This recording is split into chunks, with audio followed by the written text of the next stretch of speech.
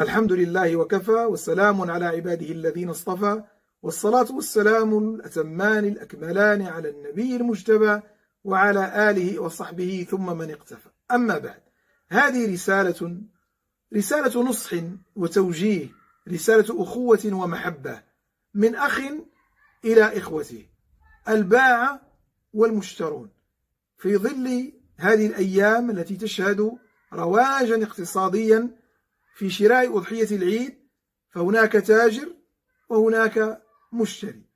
أبدأ بالتاجر. التاجر الصدوق الذي يبين، الذي يكون ناصحا أمينا، لا يكتم عيوب سلعته، لا يخفيها، لا يكثر الحلف ولا تطع كل حلاف مهين، لا يغرر، لا يغبن، لا يدلس.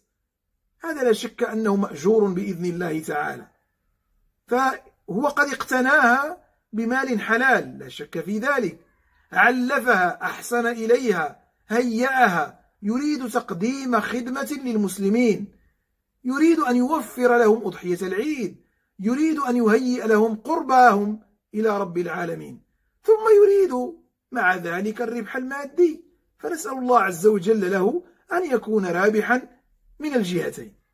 أما المشتري عليه أن يكون جادا في الشراء، لا يتعب البائع، لا يتعبه بهدف التسلية وقضاء الوقت، لا يتهم البائع بالكذب، لا يعيب البضاعة، لا يستخف بها، لا يجعل وقته وكلامه استهزاء واستخفاف، ولا تبخس الناس أشياءهم، فإما أن تشتري أو تنصرف.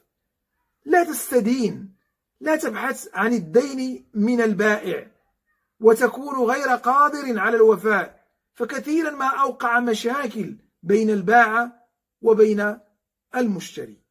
وعموما فقد قال النبي عليه الصلاة والسلام: رحم الله عبدا سمحا إذا باع، سمحا إذا اشترى، سمحا إذا اقتضى.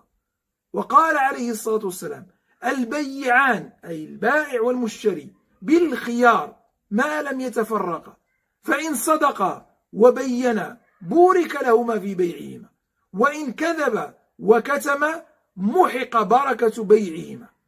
ولما سئل عليه الصلاة والسلام: أي الكسب أطيب؟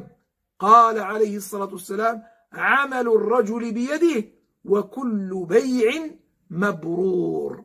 فاللهم بارك للبائع والمشتري، وتقبل منا ومنهم يا رب العالمين، واهدنا إلى سواء السبيل.